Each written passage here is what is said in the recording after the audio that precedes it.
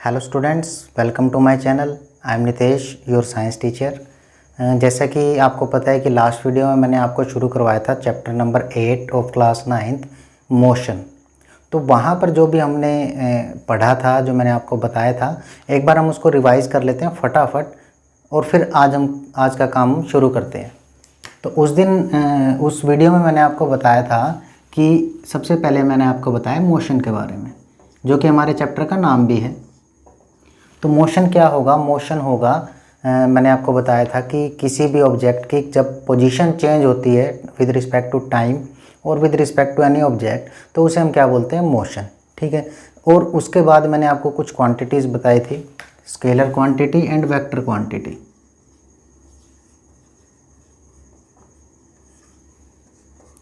अब scalar quantity क्या थी? स्केलर क्वांटिटी थी जिसके अंदर सिर्फ मैग्नीट्यूड होता था।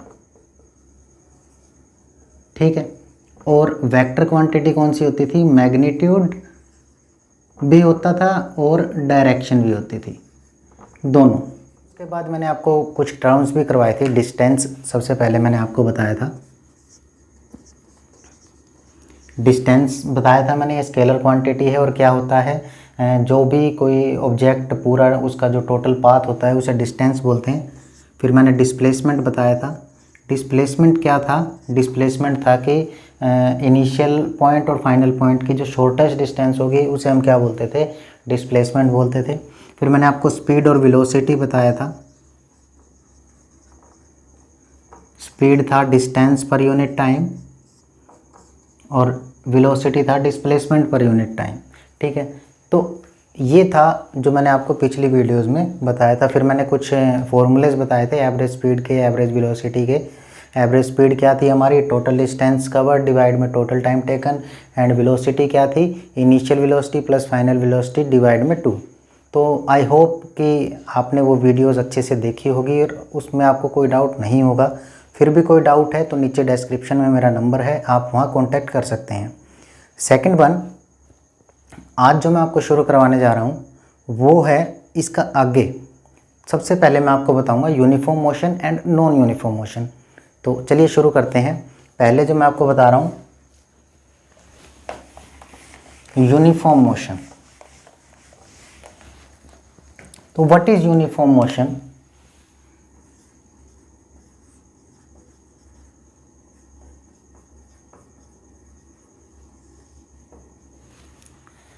As you can see that a term I used here, uniform, which means constantly, regularly. तो यूनिफॉर्म मोशन क्या होगा? when a body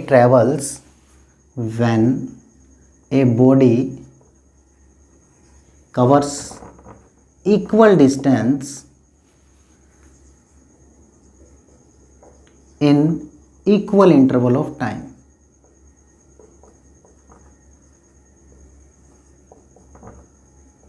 taking an example, मैं एक एग्जाम्पल लेता हूँ। Let us suppose that a body travels 15 kilometre in 1 hour and in next hour it is also completed 15 kilometer journey in 1 hour and so on.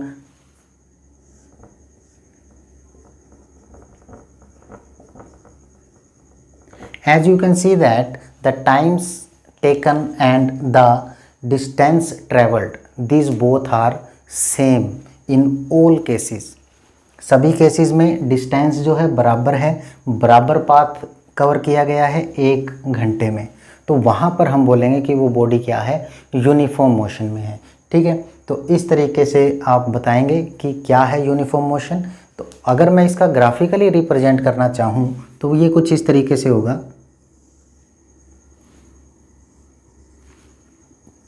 ये x axis है, ये Y axis है। ठीक है। तो मैंने किसके लिए, हमें इस चैप्टर में किसकी बात कर रहे हैं? हम बात कर रहे हैं कि स्ट्रेट लाइन के मोशन की। तो स्ट्रेट लाइन में मैंने एक्स की तरफ टाइम को ले लिया है और वाई की तरफ मैंने पाथ ले लिया है। ठीक है, पाथ कवर्ड। तो ये बॉडी जैसे मैंने देखा यहाँ 1 आवर ले लेंगे, फिर नेक्स्ट 2, फिर next 3, similarly 15, 30 and 45 and so on. As you can see that one here, then तो ये क्या आएगा आपका स्ट्रेट लाइन पाथ आएगा इस तरीके से, ठीक है। तो यूनिफॉर्म मोशन का जो ग्राफ होगा वो स्ट्रेट लाइन होगा, ठीक है। अब नेक्स्ट टर्म की तरफ बढ़ते हैं, वो है नॉन यूनिफॉर्म मोशन। तो चलिए देखते हैं नॉन यूनिफॉर्म मोशन क्या होगा। Non uniform motion, it's definition is very simple. When a body covers unequal distance, क्या आ जाएगा, इक्वल की जगह अनइक्वल आ जाएगा। यहाँ क्या आ जाएगा, unequal. When a body covers unequal distance in equal interval of time, then we called the motion is a non-uniform motion, ठीक है। इसका अगर एग्जांपल लें तो मैंने बोला अनइक्वल डिस्टेंस, यानी कि 1 आवर में सबसे पहले उसने 15, फिर 25 और फिर सिर्फ 5 चला, ठीक है। तो टाइम बराबर लग रहा है 1 आवर। पहले फर्स्ट आवर में उसने कितना लिया, 15 किलोमीटर ट्रैवल किया, फिर उसने 25 लिया, फिर वो 5 किलोमीटर ही चला। तो इस तरीके से आप देख रहे हैं कि जो बॉडी अनइक्वल डिस्टेंस कवर कर रही है लेकिन इक्वल इंटरवल, टाइम जो है बराबर है, ठीक है। तो वो होगा नॉन यूनिफॉर्म मोशन। तो नॉन यूनिफॉर्म मोशन का अगर ग्राफ की बात करूँगा तो वो स्ट्रेट लाइन नहीं आएगा, वो किसी भी तरीके से आ सकता है लेकिन स्ट्रेट लाइन नहीं आएगा, ठीक है। तो इस तरीके से ये हैं आपके uniform motion and non uniform motion. तो इसके बाद अब हम चलते हैं हमारी नेक्स्ट टर्म की तरफ, वो है एक्सेलरेशन। बताऊंगा कि क्या है, कैसे है, कहाँ से ये इसकी ज़रूरत पड़ी। एक्सेलरेशन,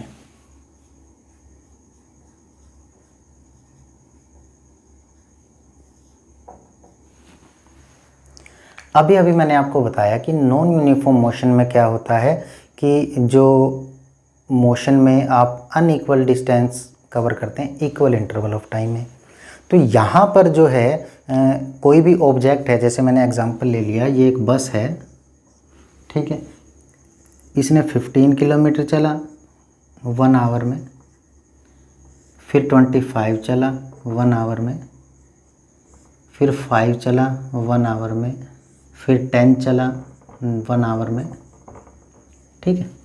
तो इस तरीके से आप चेक कर पा रहे हैं कि ये अलग अलग है।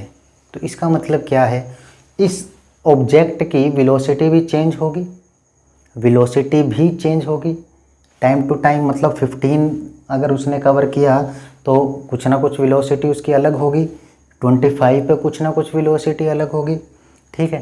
तो इस तरीके से जब वेलोसिटी चेंज होती है तो यहाँ पर विद रिस्पेक्ट टू टाइम, तो वहाँ पर एक अलग उस टर्म को नाम दे दिया गया एक्सेलरेशन, ठीक है। और वो टाइम के अकॉर्डिंग चेंज हो रही है, तो क्या आएगा, rate of change of velocity is called acceleration, ठीक है। Rate of change of velocity is called acceleration.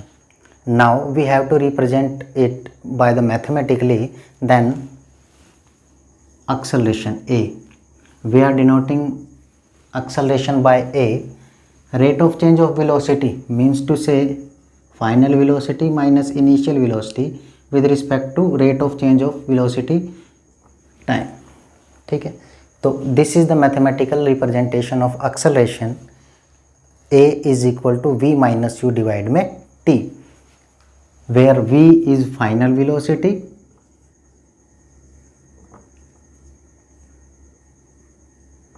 U is initial velocity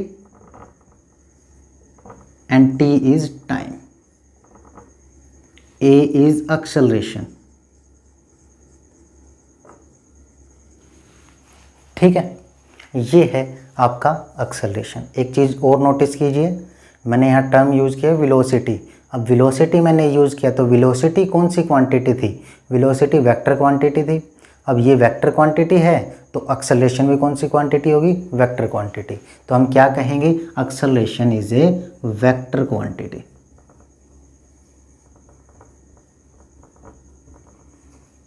ठीक है, acceleration is a vector quantity means to say acceleration has magnitude and direction also. दोनों चीज़ें होंगे, magnitude भी होगा और डायरेक्शन भी होगी। ठीक है, अब मैं बात करता हूँ इसकी यूनिट की। एसआई यूनिट ऑफ एक्सेलरेशन, मतलब एक्सेलरेशन को किस में मेजर किया जाता है? जैसे मैंने आपको बताया था डिस्टेंस की जो एसआई यूनिट है मीटर है। मैंने आपको वेलोसिटी की बताई थी या स्पीड की बताई थी, वो क्या थी? मीटर पर सेकंड थी। तो वहीं से ही हम इसको बनाते हैं। देखिए अब ये वेलोसिटी है और वेलोसिटी की मैंने आपको क्या बताई थी? Metre per second. ठीक है, और टाइम की क्या होती है? सेकंड। तो मैंने टाइम यानी कि सेकंड से ही इसको डिवाइड कर दिया। अब ये क्या बन जाएगी? Metre per second square. ठीक है, this is the SI unit of the acceleration. इसको ऐसे भी रिप्रेजेंट करते हैं ms माइनस स्क्वायर -2। ठीक है, तो इस तरीके से भी हम इसको रिप्रेजेंट कर सकते हैं एक्सेलरेशन को। तो ये है आपका एक्सेलरेशन। अब एक्सेलरेशन जो है पॉजिटिव भी हो सकता है, नेगेटिव भी हो सकता है और ज़ीरो भी हो सकता है। ठीक है, पॉजिटिव कब होगा? पॉजिटिव जब होगा जब हमारी, यहाँ देखिए पॉजिटिव यहाँ से आएगा जब, यहाँ मैं बता देता हूँ, जब final velocity is greater than initial velocity. ठीक है, नेगेटिव कब होगा? जब final velocity is shorter than initial velocity. और ज़ीरो कब होगा? जब दिस बोथ आर इक्वल। ठीक है, जब ये इक्वल होगा तो क्या मिल जाएगा हमें? ये ज़ीरो, एक्सेलरेशन क्या हो जाएगी? ज़ीरो। तो दिस इज़ आवर एक्सेलरेशन। अभी मैं एग्जांपल भी बताऊंगा आपको एक, कि जहाँ पर एक जगह एक्सेलरेशन नेगेटिव होगी, एक जगह पॉजिटिव होगी। ठीक है, तो लेकिन उससे पहले मैं एक और चीज़ आपको बताना चाहूँगा, uniform acceleration and non uniform acceleration. तो चलिए देखते हैं कि non uniform acceleration and uniform acceleration क्या होते हैं। तो यूनिफॉर्म मोशन की बात करते हैं हम कि यूनिफॉर्म मोशन क्या होता है, सॉरी यूनिफॉर्म एक्सेलरेशन क्या होता है। तो यूनिफॉर्म एक्सेलरेशन जो होगा उसके अंदर आप यूँ कह सकते हैं कि जहाँ पर वेलोसिटी जो है किसी भी बॉडी की वो इक्वली चेंज हो रही है with respect to time. Time equal होना चाहिए, वेलोसिटी इक्वल चेंज होनी चाहिए। तो हम क्या बोलेंगे? ए body is said to be uniform accelerating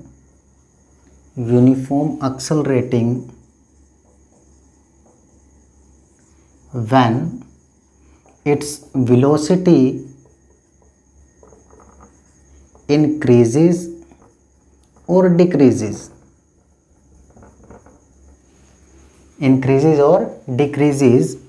by equal amounts in equal interval of time।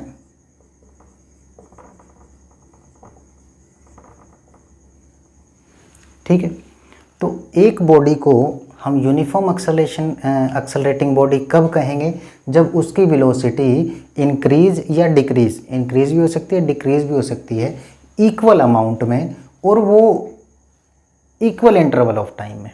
ठीक है, तो उसे हम क्या बोलेंगे? Uniform acceleration. एक एग्जांपल देता हूँ, जैसे मान लिया एक बॉडी स्टार्टिंग में 0 मीटर पर सेकंड उसकी वेलोसिटी क्या है? 0 मीटर पर सेकंड। ठीक है, 0 टाइम था। ठीक है, उसकी वेलोसिटी 15 मीटर पर सेकंड हो गई, कितने टाइम में? 10 सेकंड्स में। ठीक है, फिर उसकी वेलोसिटी 30 मीटर पर सेकंड हो गई कितने सेकंड्स में? 10 सेकंड्स ही हैं, मतलब 20 सेकंड्स गैप की बात कर रहा हूँ मैं, ठीक है। तो ये है। अब मैं बात करता हूँ नेक्स्ट में कितनी हो गई, 45 मीटर पर सेकंड नेक्स्ट, यानी कि 30 सेकंड पे जब वो गया, ठीक है।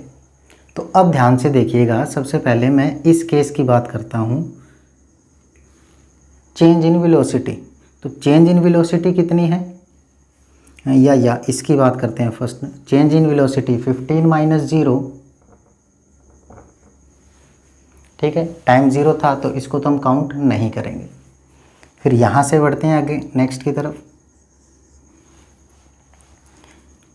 फाइनल माइनस इनिशियल, यानी कि 30 माइनस 15 डिवाइड में 10, टाइम कितना था, 10 सेकेंड्स, ठीक है। तो इसका आंसर हमारा कितना आएगा, 15 डिवाइड में 10 that will equal to 1.5 metre per second square. ये एक्सेलेरेशन आ गया आपका। नेक्स्ट में बात करता हूँ, इन दोनों में बात करता हूँ। जब इन दोनों की बात करूँगा तो मेरा क्या आंसर आएगा, 45 माइनस 30, ठीक है। टाइम का गैप वही 10, ठीक है। तो ये कितना आ जाएगा मेरा, 15 डिवाइड में 10 that will equal to 1.5 metre per second square. जैसे कि अब आप देख रहे हैं दोनों केसेस में जो हैं आपको एक्सेलरेशन जो है एक जैसी मिल रही है। तो ये है यूनिफॉर्म एक्सेलरेशन, एक जैसा, ठीक है। When a body changes increases its velocity or decreases, it may be increase it may be decrease, then in equal interval of time, जो टाइम इंटरवल है वो इक्वल होना चाहिए 10 सेकेंड्स का, ठीक है। 15 मीटर पर सेकेंड, फिर 30 मीटर, तो ये इक्वल ही हो रहा है सब कुछ। तो वहाँ पर हमें इक्वल अमाउंट में एक्सेलरेशन मिल रही है। अब एक्सेलरेशन इक्वल है तो वो क्या होगी, यूनिफॉर्म होगी। तो this is the uniform acceleration, ठीक है। नॉन यूनिफॉर्म एक्सेलरेशन की बात करूंगा तो वहाँ क्या होगा, a body is said to be in non uniform simply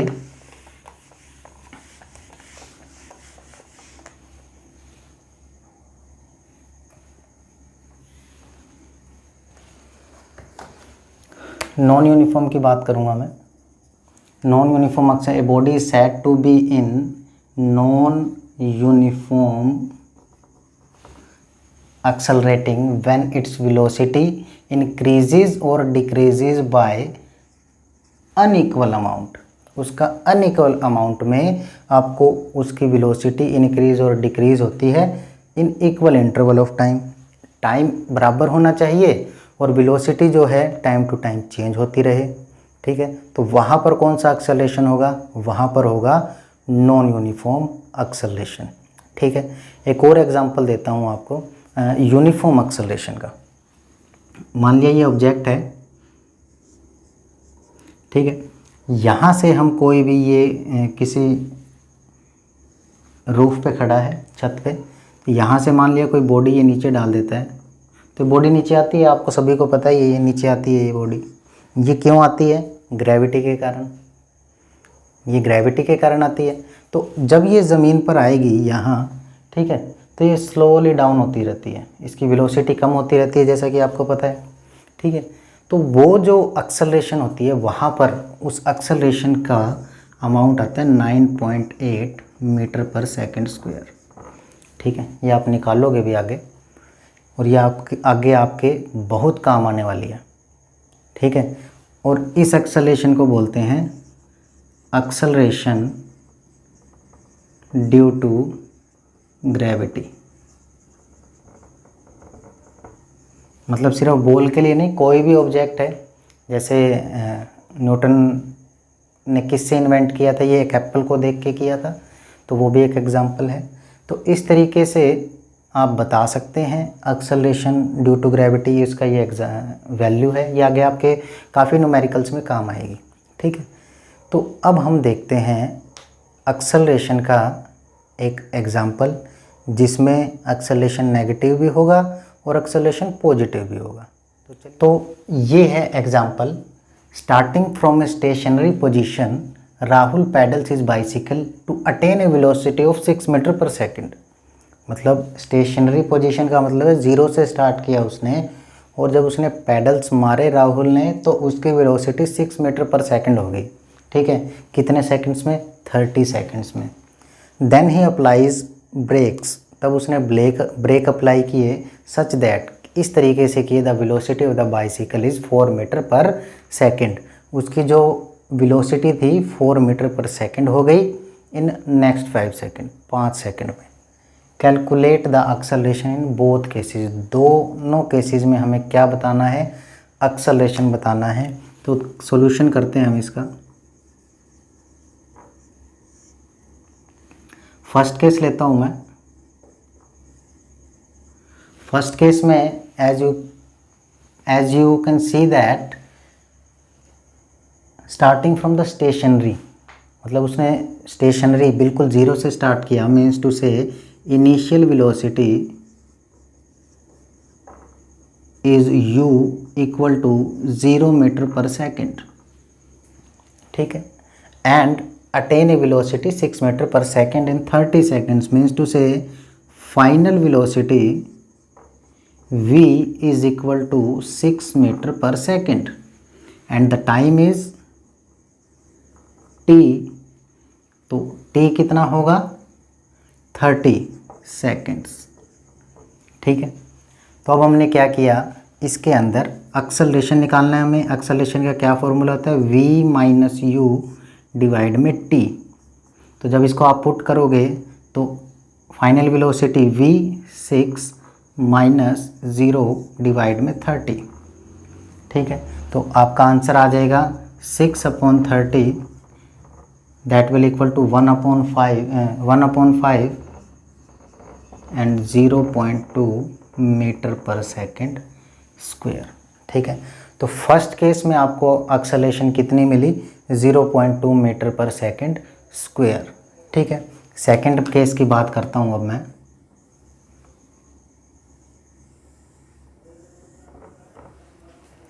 second जो केस है, इसके अंदर इनिशियल वेलोसिटी आपके पास कितनी है? इनिशियल वेलोसिटी इस केस में हो जाएगी 6 मीटर पर सेकेंड। ठीक है, क्यों? क्योंकि वहाँ पर जो 6 मीटर पर सेकेंड पर उसने क्या किया? ब्रेक लगाए, और 5 सेकेंड में उसकी वेलोसिटी 4 मीटर पर सेकेंड हो गई। तो इनिशियल वेलोसिटी कितनी हो जाएगी? ये u 6 मीटर पर सेकेंड और फाइनल हो जाएगी 4 मीटर पर सेकेंड। ठीक है, तो ये आपकी फाइनल वेलोसिटी है। और टाइम यहाँ कितना आ जाएगा आपका? टाइम हो जाएगा आपका 5 सेकेंड्स। 5 सेकेंड्स में था ना ये, तो इसलिए इसका टाइम हो गया 5 सेकेंड। तो वही acceleration is equal to v minus u divide में t। What is the value of v? v is 4 and u is 6 and the time is 5, that will equal to -2/5। The answer is -0.4 metre per second square. ठीक है, तो मैंने आपको क्या कहा था कि एक्सेलरेशन इज़ नेगेटिव और पॉजिटिव और ज़ीरो।